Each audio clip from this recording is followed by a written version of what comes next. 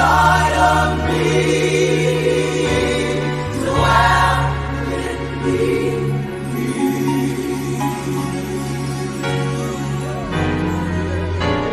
Dwell in me.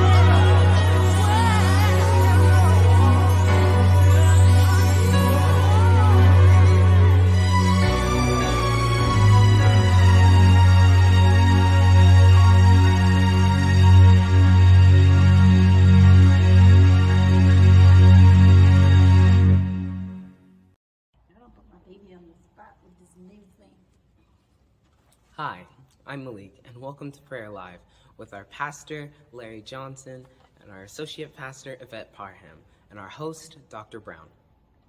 Enjoy.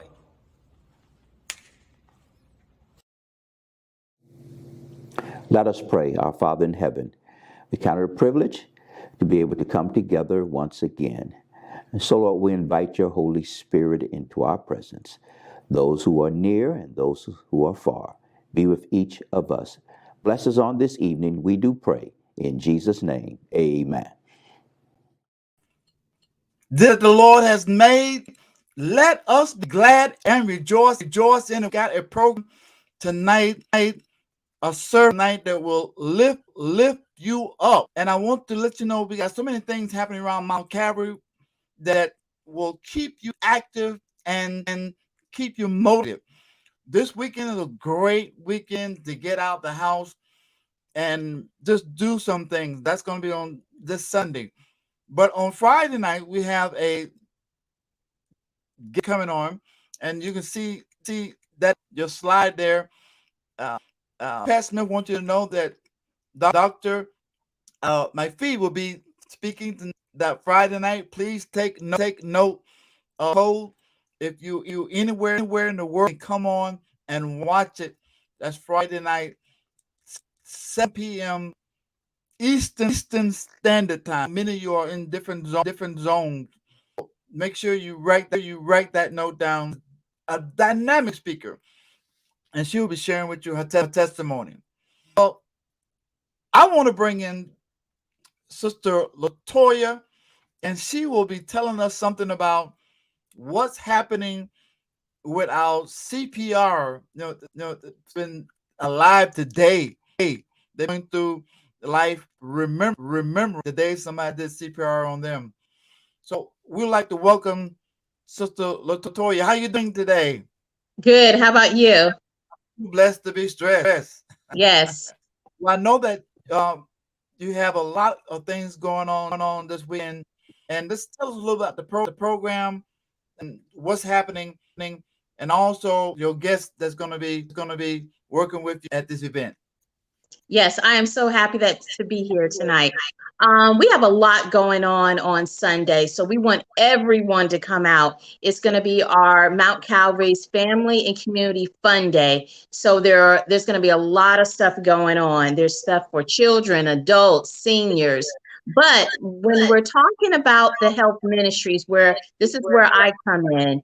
And so at our area, we are going to be having CPR. It's hands-only CPR, and we will be getting this training from Advent Health. I am so happy to be partnering up with Amber Windsor Hardy. She's the Community Health Program Manager for Advent Health.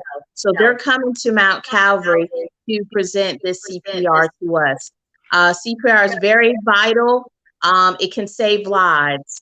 Also, just wanted to put this in that We will also be having the Brain Expansion Scholastic Training folks, along with the Grace Community Medical Center. They partnered with Mount Calvary to do a year-long health program to improve the health of our members and our community. We are plagued by different chronic diseases, and it's time that we take our health back. So I'm excited about Sunday, and I hope everyone comes out. It's going to be from 12 to 4. Wow. So if you are coming to Florida on your spring break, come on down to Tampa, and that's 4002 North 40th Street. And I told you Dr. Fredericks have a group out there. Tell us about that group. Well, it's the Brain Expansion Scholastic Training Program, and Dr. Fredericks works very hard on that program, and they help young people who are trying to get into the medical field. So on Sunday, they will be out there doing cholesterol checks, hemoglobin A1C checks, and also blood pressure checks. We will have a registered dietitian and a physician out there to also answer any questions that anyone has. I love it. I love it. This is time to get no copay. This is free. And yeah, it's free. Our community need to get out here. Amber, it's so good to see you. We know that you're coming out. Tell us what you do with Advent Health.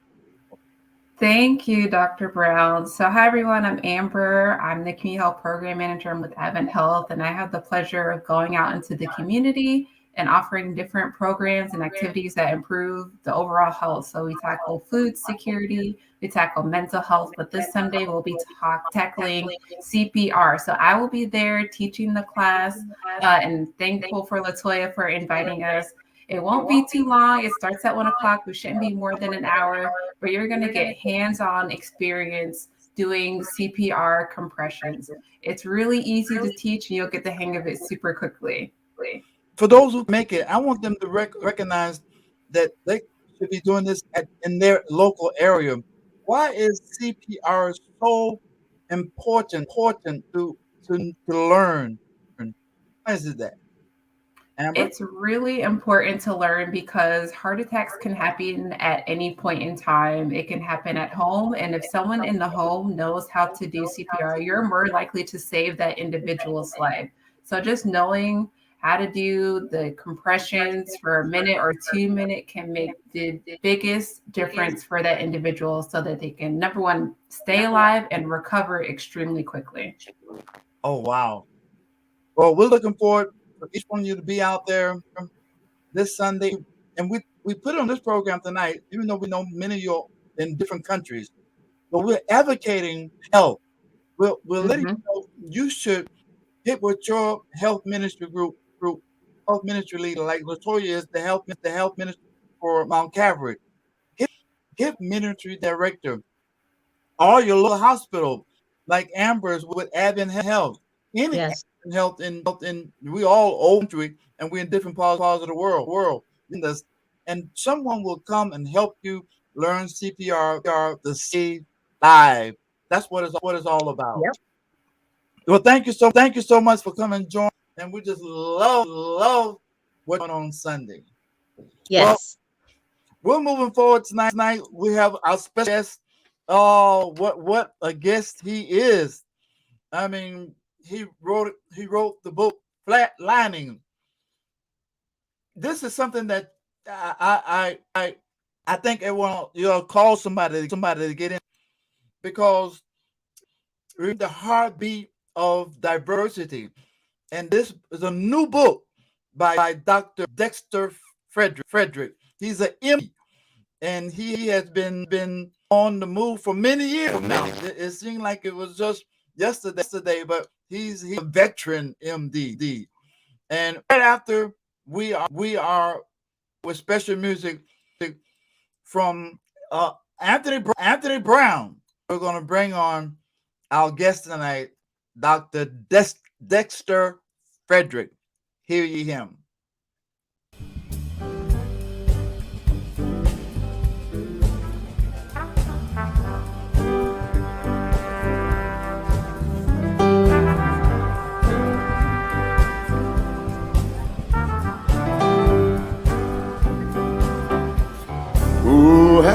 day. Oh, happy day. Oh, happy day. Oh, happy day. Jesus was. When Jesus was. Jesus was. When Jesus was. When Jesus was. When Jesus was. He washed my sins away.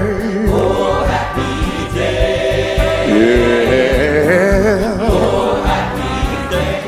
Oh, happy day. Oh, happy day. Oh, happy day. Oh, happy day. Oh, Jesus was. When Jesus was.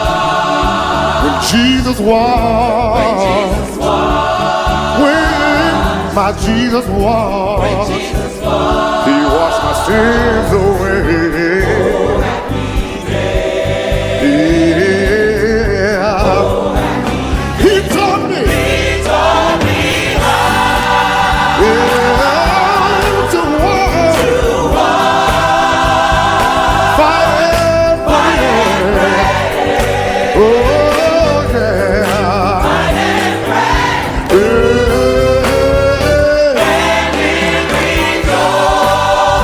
And live rejoicing every day. Yeah, yeah. Oh, happy day. Oh, happy day. Oh, happy day. Oh, happy day. Yeah, when Jesus was. When Jesus was. When Jesus was. When Jesus was. When my Jesus was. When Jesus was. He washed my sins away. Oh, happy day. Anybody know what I'm talking about? Yeah. Oh, he taught me. He taught me how. To walk. Fight and pray. Yeah. And live rejoicing. Oh, yeah. Every day. Oh, yeah. Oh, happy day. Oh, happy day. Hey, when Jesus was. When Jesus was. When Jesus was. When Jesus was. When my Jesus was. When Jesus was. He washed my sins away. Oh, happy day. I'm talking about a happy day. One more time, say, he taught me how. Oh, he taught me how. To watch. Fight and pray. Oh, yeah. Fight and pray. And he taught me how to live. Oh, every day. Yeah. Every day. Stay right here, stay right here. We're talking about a happy day. We're talking about a happy day. We're talking about a happy day. We're talking about a happy day. Oh, happy. Yeah, happy. Yeah, happy. Yeah, happy. Oh, we're talking about a happy day. When Jesus washed me. And then he made me whole. He healed my body.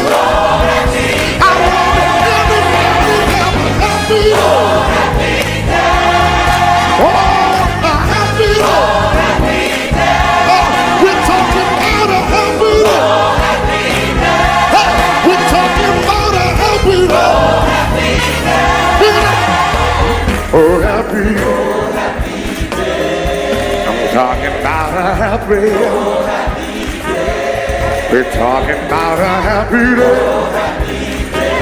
Wow, a happy day. Bring it down now. Oh, yeah. We're talking about a happy day. Wow.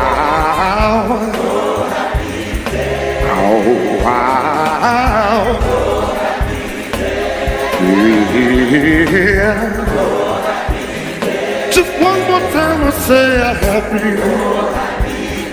Oh, we're talking about a happy. Yeah. Yeah. We're talking about a happy. Yes, a happy.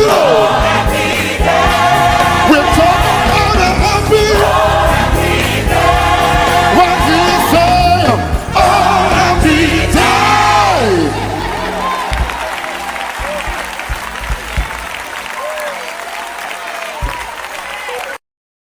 Oh, happy day. You know, you got to have some joy in your. When Jesus washed your sins away, you can feel that presence in your space today. And I pray that you have ignited all your fears away, stepped into something glorious of being with Jesus. I'm happy. And tonight we have someone, Dr. Dex Frederick. Welcome, Dr. Thank you. It's such a pleasure to be here and to be able to sit with you and share with you on the community of faith and of why I'm passionate about my message. Well, I know that you have always had a vision that God, and you have worked on that vision every day with a passion. And today we just want to acknowledge the book of planning. And you have brought this book, your first book, you said, but I want to just kind of dig into your past a little bit. I want to get in your business. Yes. You with the MD back home when you growing up, you were just Dexter running around. And tell us about where you're from and a little bit about your origin. Absolutely. And yeah, that's part of the book because, from whence I've come and has shaped me to develop and to inspire others to do their best. But I am from St. Croix, Virgin Islands. It's one of the three islands, St. Thomas and St. John, and I'm from St. Croix. I was born there on a 84 square mile island. And going to an Adventist school, I did attend an Adventist school from first grade to 12th grade. Oh my! My parents were very much into education. They truly believe that once you have an education, that can never leave you. So that was constantly placed in our minds and brains, my other siblings. Well, when I would say about 12, I had an injury. I was very much into sports, and I went to the hospital. And while I was there, my dad brought me. I had a physician come out to me with an X-ray and said, we got this X-ray from this injury, and we want to share that with you. That was a powerful moment.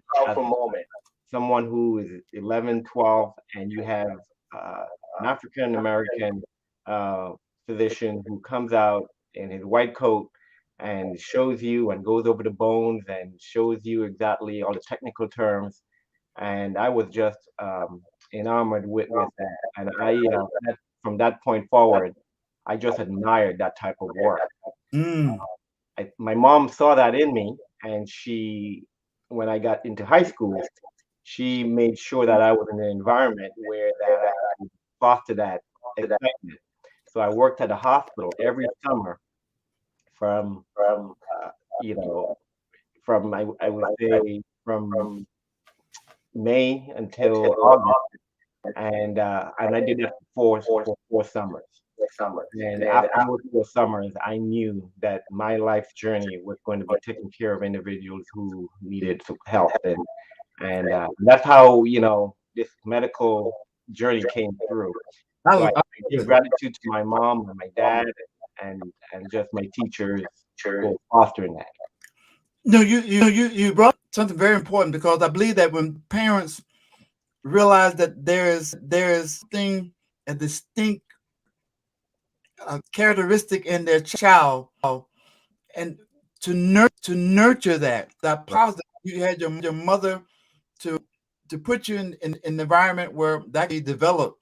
And I really want people who are watching tonight, that's very important, to take a good vision, not try to make the kids what you want them to be, but create in them what God created them to be. Correct. And I think if you did anything else but what you're doing now, you would be graded. Yeah, absolutely. It's important for parents to really foster those gifts, and we see it before they see it. And it's important for us to put them in an environment, share mentors with them, and also make sure that they're just know that the education is important. Now, one thing about, I think what you had said, you went to school, having a character. There's something about being the MD, but the character behind the MD, the integrity. What did your parents teach you about being faithful and those moral values? Right. Yeah. Well, I was born and I'm grateful for that. I don't take it for granted. This is something that the more I'm on this journey, the more I realize that I was so blessed to raise in a family that was a Christian mom and a Christian dad, and the morals of being that was given to me within the church environment, within the Pathfinders, within being a junior elder. These things built in me confidence, number one, of projecting and communicating with individuals, but it also showed me right living. It showed me in terms of what was right, what was wrong, and also how people should be treated. So, so those are key concepts that you eventually learn as you go through healthcare and medicine, that's important.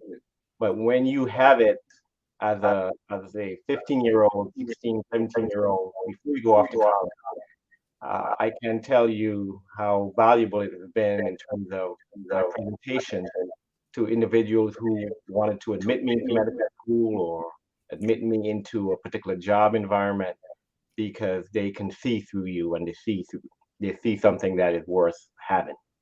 That's impressive, because people have experiences with physicians that are not as pleasant, because the arrogance, it sometimes just overwhelms them.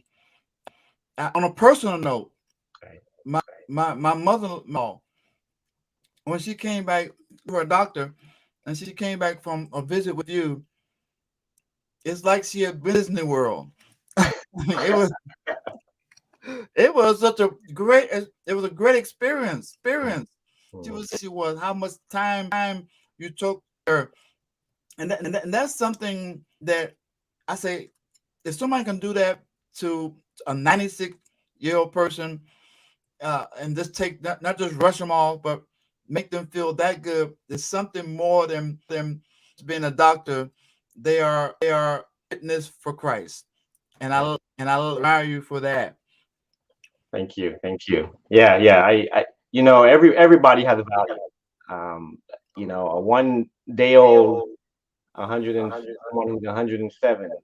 We all have value, and that's what I try to always portray and share, and to make sure the receiver, the patient, the customer knows that they're valuable.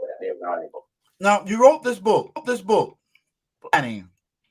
And why did you name it that? And what got you into writing a book that talks about diversity?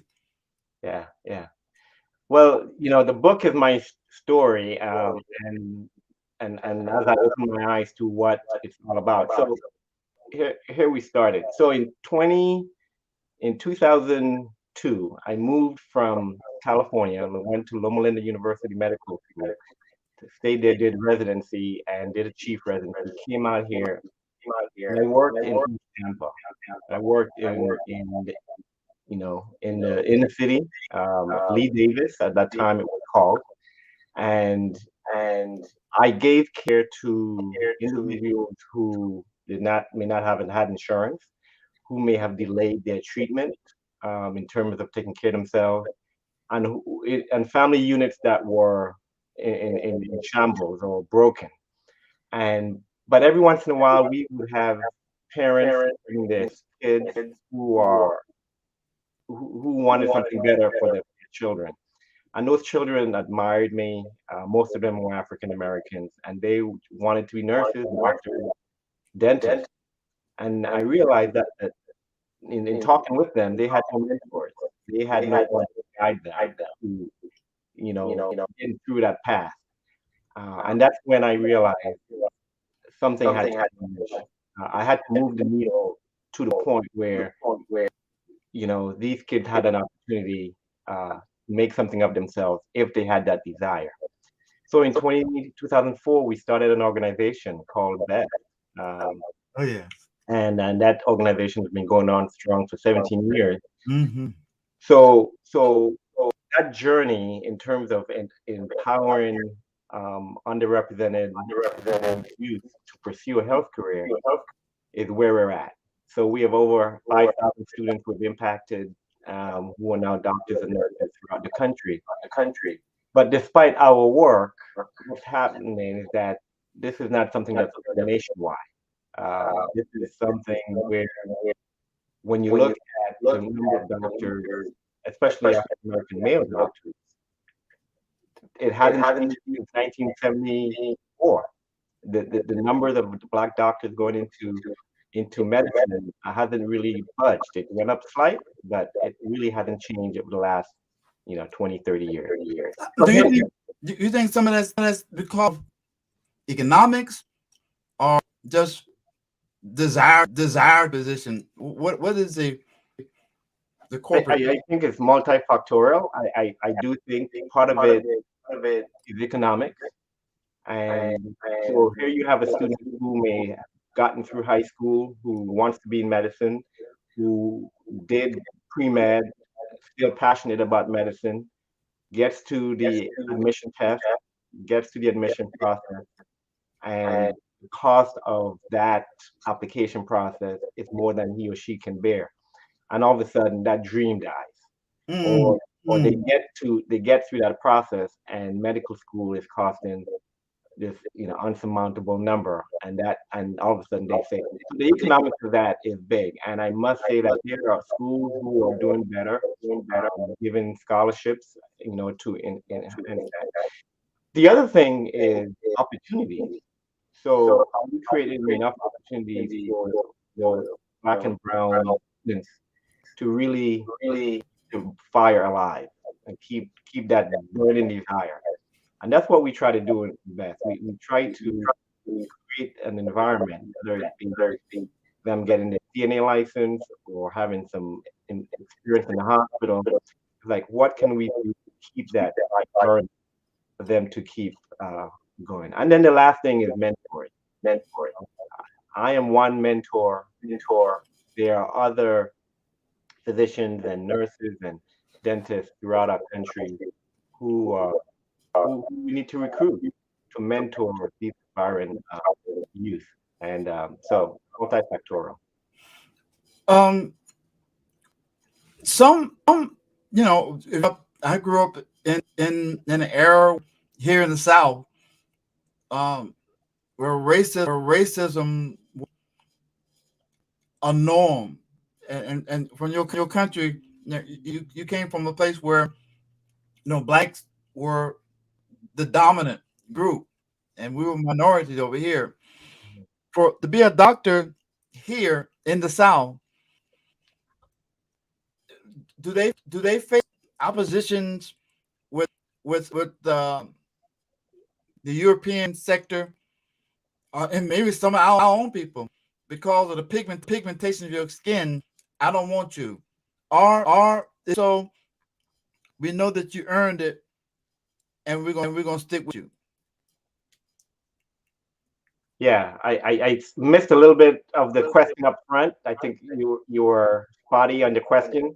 I didn't hear in detail, but if I hear you right, go I'm ahead. saying, how much does the color of your skin, Yeah, of being a black doctor, play into being accepted by the other race? right. So it is a known fact, that the the degree is the same, right? The degree is the same. The effort you put in is the same. The length of time you put in to become a physician is the same, no matter who it is. But then once you finish practice, or even while you're going through your practice, there is many instances of what we call, we could use terms like microaggression, or there may be terms like we can use in terms of n- not, having kind of an imposter syndrome, where you know your stuff. You know that you know more than they know many at times, and you have to prove yourself 2 to 3 times. I heard a preacher give a sermon one day at Mount Calvary, as a matter of fact, and he said that he only goes to black doctors because he said, I know that they have to work twice as hard, stay up twice as long, and they're studying, twice as much. And to some degree, that's true, because we know that when we present ourselves, we have to present excellence. Um, we a patient who is from a European background um, will look at underrepresented physician, or a black physician, differently if details of what he's saying is not up to par. So important. That's why many African American, Hispanic um, physicians, nurses, we go above and beyond in knowing your stuff, because you're going to be held at a higher standard. Unfortunately, Well, it makes us push forward, and it keep us praying. yes, I think God kept some things in place that we as a people will stay on our knees. correct. And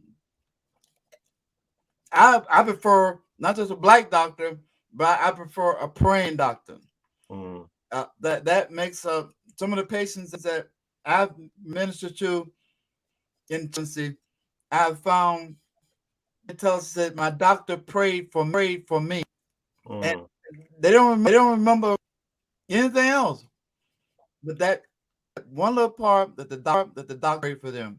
One thing I do believe, this is the area we live in, which when I hear people talk about the treatment they from their physician when in the hospital, and so that there is a discrepancy between the way they treat uh, the whites and the blacks. And I've even heard minorities say, if I was white, me the certain medicine I need. Is that a reality, or is it just something we feel within because the racism we experience other places? Is that taking place also in the medical arena? Yes, yes, absolutely. And I personally have witnessed it, right? Mm. As a physician going to another physician who is not from or with family members, and not until I bring up and I start using terms that make me look like I may know something about the medical field, that the response is different.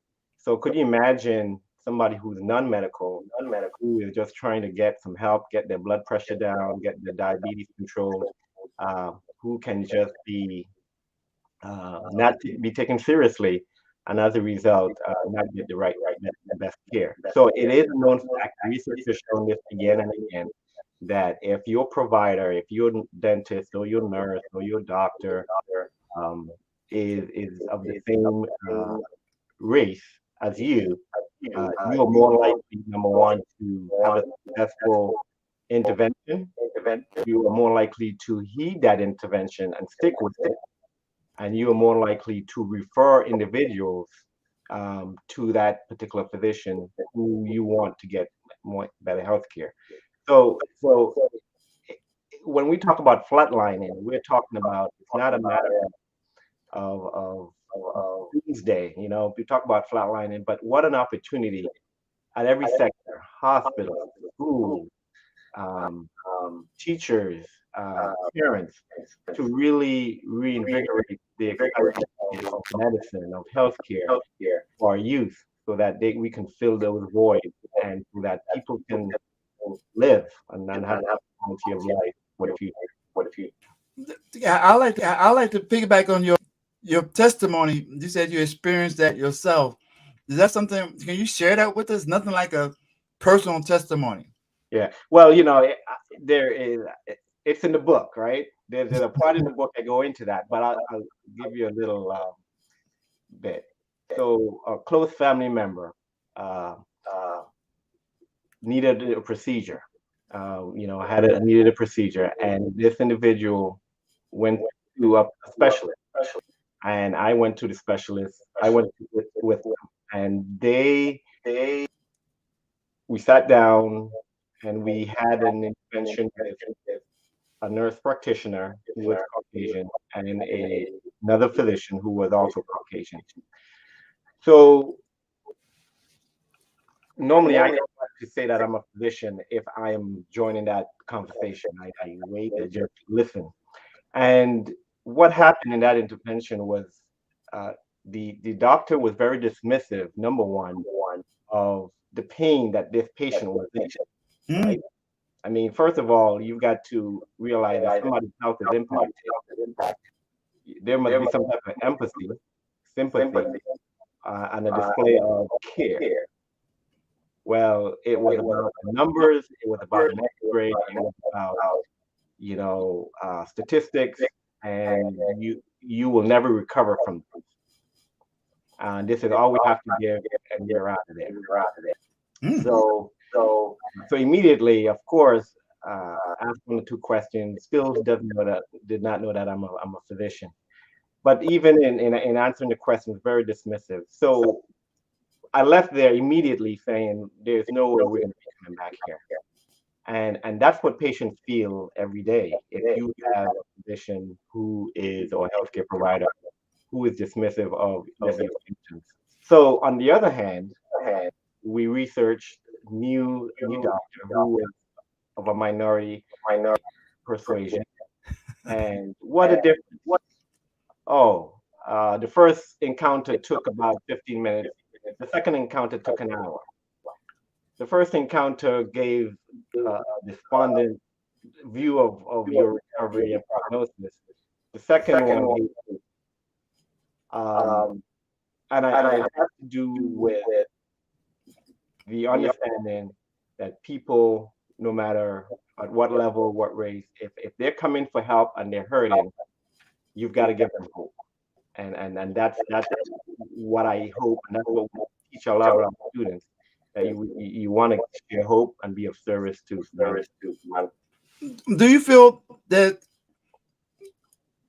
it's just as important to find a physician who have some type of, does that make a difference, or more so their ethnicity, that they're white? Yeah. Well, a lot of my colleagues who are Caucasian, Hispanic, Asians, great physicians. We have this pact. We've all gone through the same journey, but the difference is culture. You know, they're you know, I heard Denzel talk about this in terms of type of movies that he's involved in, and that other great motion picture individuals, you know, they create certain movies, but if Denzel does one, the culture is included into that. So same as a physician of color. So the question is, this culture, is that important to you as a patient? Do you want a physician who understands, you know, the struggle you may have had as a youth that's now impacted your health? And because it's impacted your health, you now have to uh, make key decisions about how you pay for your medicines, you know, whether or not you travel this distance. You know, it's keeping at the back of your mind, and as a minority physician, keeping back of my mind, you know, how long is it going to take my patient to get to this zip code, right? How long is it, how many times a day am I going to help them remember to take this medication? So some patients I need to be once a day because I know they have 2 or 3 jobs, and there's no way that they're going to have to do 3 times a day. So it's keeping that culture in the back of our minds and being part of knowing the historical and ethical dilemmas that these patients that you have. So you have an option. So back to your question. So as patients, you have a um, a choice of what you want so that you're optimum. And the problem is, Dr. Brown, is that the number of minority physicians are not there, which makes it tough for the community. So I know if you have 100 in the room, all right, 100, only 4 or 5 of them are African American physicians. Wow. And what's tough to understand is that in the next 25 years, 50% of our population are going to be minority.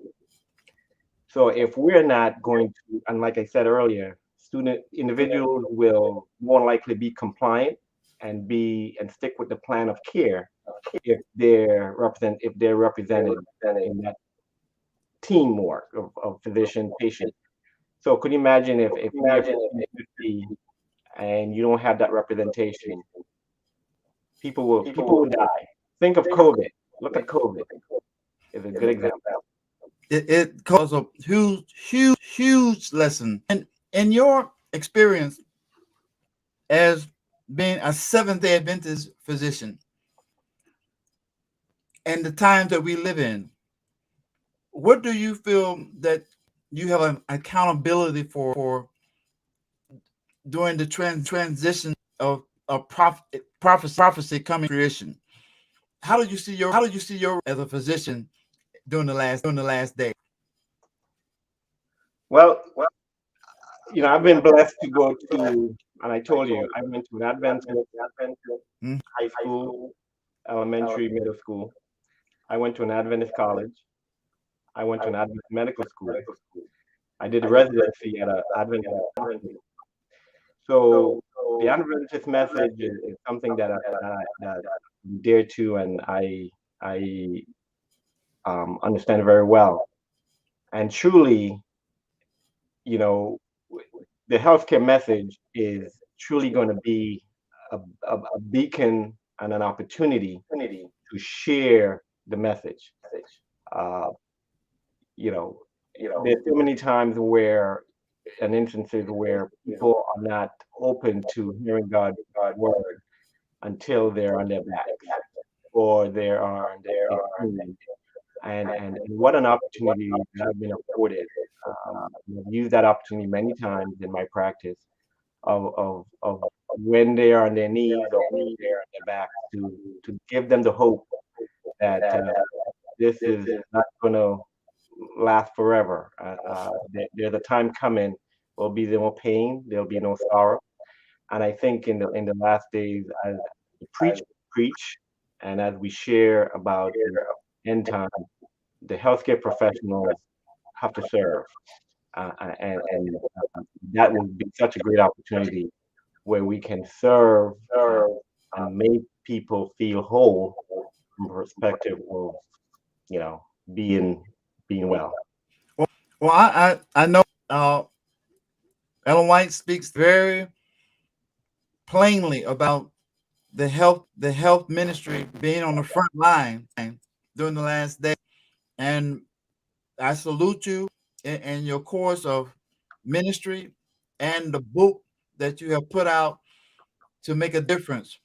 My last question here: when people read your book, what are the three main you want them to come out with? Well, I want them to come out knowing, because I do talk about my struggle. So I want them to come out knowing that my misery, what was my misery, became my ministry. I want them to come out knowing that when I was able to triumph over my trial. So that's the first part in terms of the second thing I wanted to know is that they can have an impact even now. It's a call to action. It's a call to be able to be a mentor, be a forerunner in terms of our youth and inspiring them to be what they want to be. And in so many instances at hospitals, schools, churches, what can we do in your world to inspire the next generation of any, engineers and healthcare. And the last thing I want them to be able to come out of this is to know that it takes a community, knowing the fact what will happen if we don't act, and the fact that people are going to not be well, and you won't have the providers, the doctors, the nurses, the dentists, to care for those who will be in so much need care. And the group that is mostly affected is underrepresented, disadvantaged communities. I concur. And for those who are listening right now, I want to make sure I get who maybe a group. They're bright, they're intelligent, they want to be in the medical field, but the obstacles just keep blocking financially, the atrocities that take place at home. How do person who's listening tonight who wants to go further but have all these blockages, what is your advice to them? I'll say the same thing that was told to me a couple years ago. And there are different levels of maturity in terms of how you receive that. But when at my point where I wanted to give up, the statement was made, Dexter, how bad do you want this? How bad do you want this? And I think whatever you want, especially in healthcare and especially the journey of medicine, it's hard work. Yes. So expect to work hard. But at the same time, we all need someone to lift us up. So we need mentors, and find yourself a mentor. Find you there, and they're out there. I can't tell you the number of people that are willing to help, but they just don't know. You're not asking, and that's one of the things about this generation. They don't ask for help. Something you have to pull it out of them. So ask for help. Everybody has a doctor. Most people have a doctor, and or know a health professional. Please ask them and say, "Hey, I would love to be mentored by you, or do you know any programs in the community?" So they need to find mentors. They need it bad enough. And let hard get good grades, and the rest figure it itself out. I love it. And then we want more minorities when we walk in the hospital and when we look through our insurance plan, and sometimes we can distinguish and when we get there, we want to see some of you who watching tonight, just because of the program, you're saying, I can do all things through Christ who strengthens me. Yes. Strength comes from Christ. How do we get the book? Well, I just I put it in the chat. I see it's going across the screen there. Yes. But yeah, so it can be found on the link that you're going to send out. You have it in your email. Mm-hmm. But again, they can click on that link and it will go directly to get it to them. They also, you can share my email with them, and whoever wants the book, we can do it. Currently, it's not on Amazon. I know most people are on Amazon. It's not currently. It's a self-published book, and I would love to share it with anyone who needs it, or wants to read up on my story and learn more about me. And it's a great book. I'm reading it for the third time.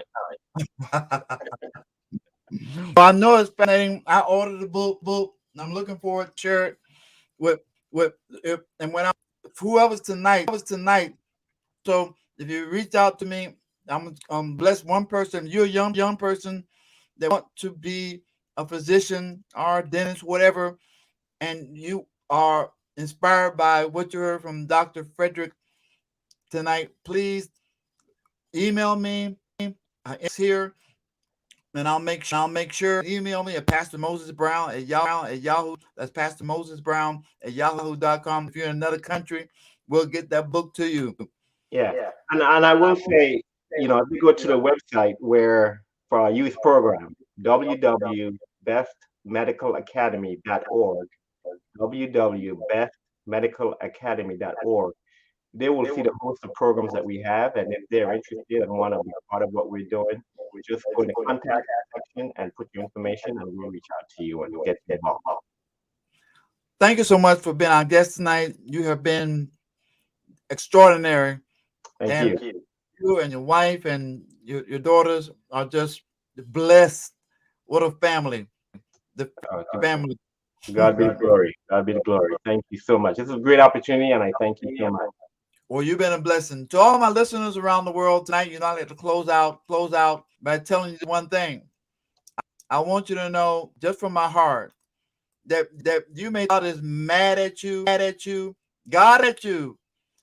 He's madly in love with you. Good night and bless.